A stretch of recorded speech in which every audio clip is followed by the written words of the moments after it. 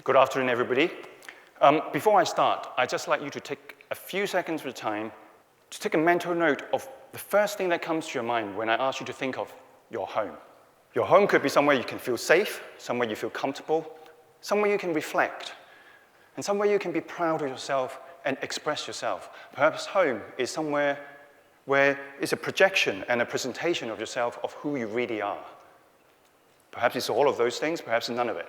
It doesn't matter. I just want you to have a snapshot of what your personal view of home is.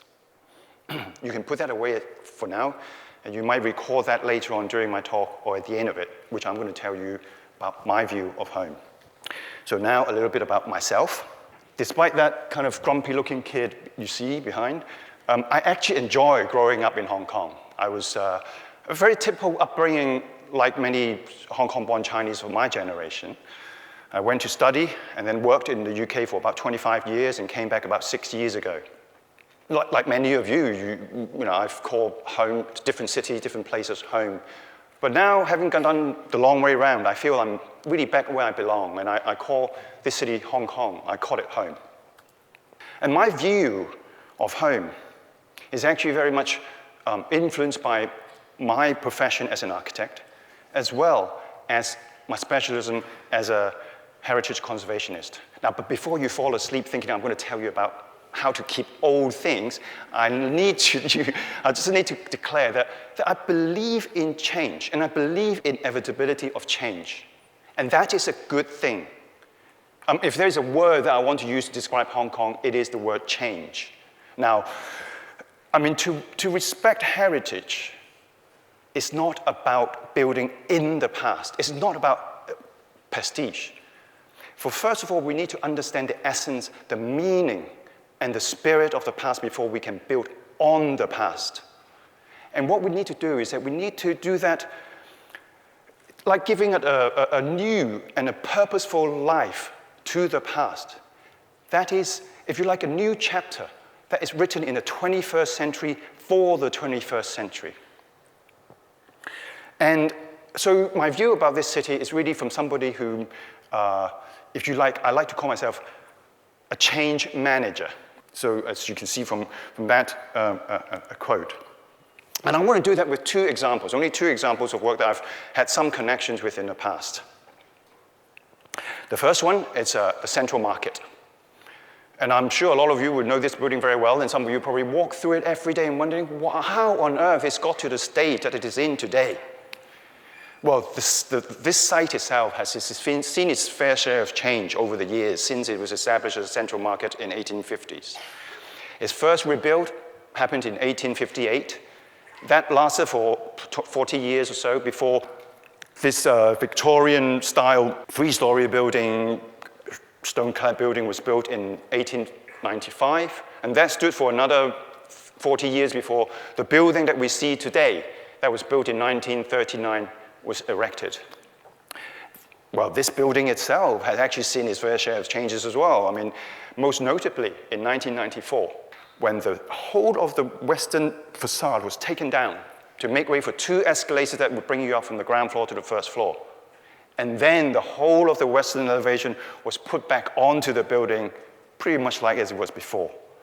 Now, for me, that was a very, very much a missed opportunity for that building to express itself in a new 1990s chapter of the time.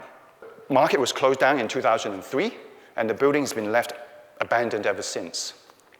Nowadays, actually, this is actually called the Central Elevated Link Alley Shopping Arcade. Bit of a mouthful. Which is exactly what it is. I mean, it's a link between the central elevator walkway to the central mid-level escalator with some token shop on one side and an exhibition space on the other. But there were big plans for it. Back in 2009, the Urban Renewal Authority announced a big plan for the revitalisation of this third Grade 3 listed building and called Central Oasis. And they earmarked 500 million Hong Kong dollars for this project. Now, let me put that into perspective for you. The Asia Society's Hong Kong Center that was completed in 2012, 3 years after the announcement of the URA project, reportedly costed 385 million Hong Kong dollars. Now, so we can't say the Central Oasis project hasn't got resources behind it. Well, by the way, this building, the concept behind this building is very much like this. It's to reflect the horizontality of it, is to reflect the verticality of the cityscape of Hong Kong. But then I digress. Back to the Central Oasis project. Now we are in 2016, 7 years or so since the announcement of the big plan for from the urban renewal project. Not a lot seems to have happened. Well, there are lots and lots of reasons why it hasn't happened, and I'm not going to go through all of them, but I'd like to highlight some of the discussions that's been happening since. I mean, there has been lots and lots of discussions about whether it's actually a good example of modern style architecture, whether it's actually a good international style of architecture, or whether it was actually a good Bauhaus style of architecture. There's been a lot of discussions about actually how much of the original structure should be kept, or how much of it could be kept. Even though there were consensus that a lot of the building need to be open to the public, there were a lot of discussions about whether there should be a swimming pool on top of it, whether there should be a running track on top of it, or even a butterfly gardens on top of it. And obviously there was a lot of discussions about what style of this new intervention should be. But you see, I think a lot of those discussions were missing the point unless we get the principal drivers for this project right. Now you see, this building, a lot of people went to it to shop. People went to it to trade, to buy and sell, to make a living. But they went to there for much more than that. They went there to meet other people. They went there to talk to other people. They went there to exchange news about their neighborhood. They went there to connect. They went there to be part of the city. They went there because it is where they feel there is a community. If you bring back that image of home, and I want you to try and, if you extend that to this building and apply this to this building, what can we do to this building to bring back that sense of being in a community, that sense of being proud of it being a representation of the city? And I think if the project can address these aspirations as their goals, then I think a lot of those discussions we've had before will become secondary, we become pragmatic problems to be resolved. And on that note, I'd like to bring up my second example. It is a much more extreme example, but it is also a market. But it is a market located on the other side of the world in Haiti. And as you can see from this picture of the National Palace in Port-au-Prince, the 2010 earthquake in Haiti caused major damage in Port-au-Prince, the capital of Haiti, and the regions, surrounding regions. And 3 million people were affected, and many of them were made homeless. Many countries and international aid agencies responded to the appeal for humanitarian aid very, very quickly.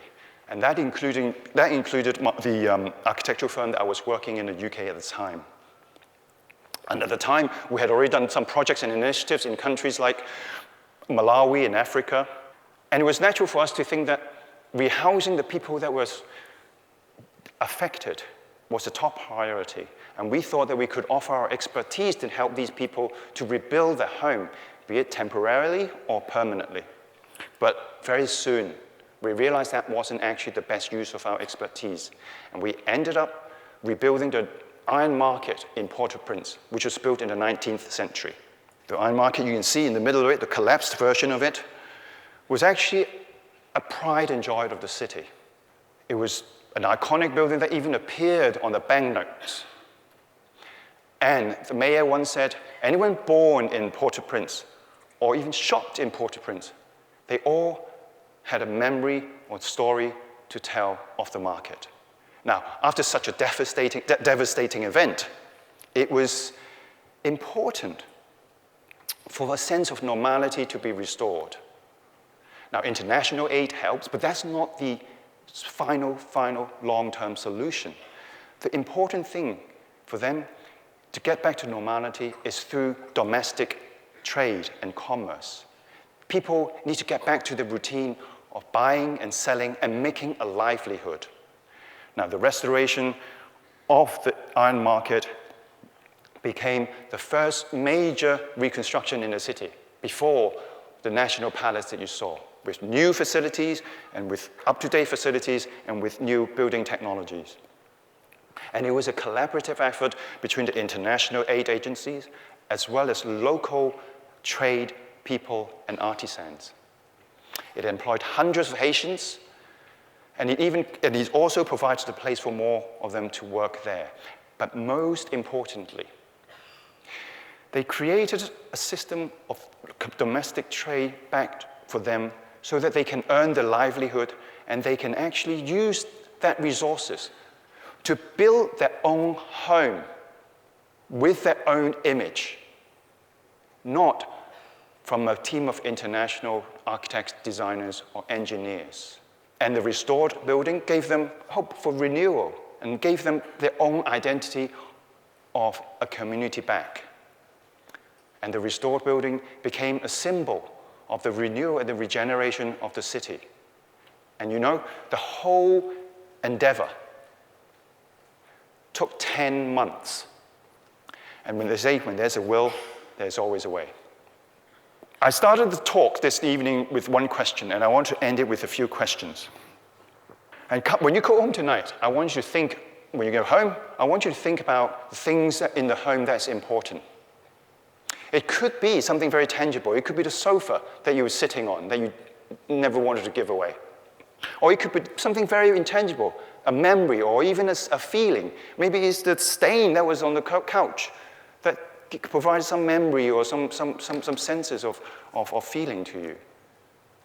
Maybe it's the people. Maybe it's the person sitting next to you on the couch. And then I want you to think about why it is those things that are so important that made that home home. And finally, next time you're wandering around town, wandering around Hong Kong, admiring the ever-changing cityscape that is Hong Kong, I want you to do the same thing and think, what is the essence and the meaning and the spirit behind the things that makes a city so important? And if you can really think that, if we can all think that, and we can have an answer, then I think we can collectively manage a change that's going to be happening inevitably to the city without compromising the really true values behind what makes this city great. Now, I hope I haven't been too grumpy tonight, and thank you very much for listening, and enjoy the rest of the afternoon.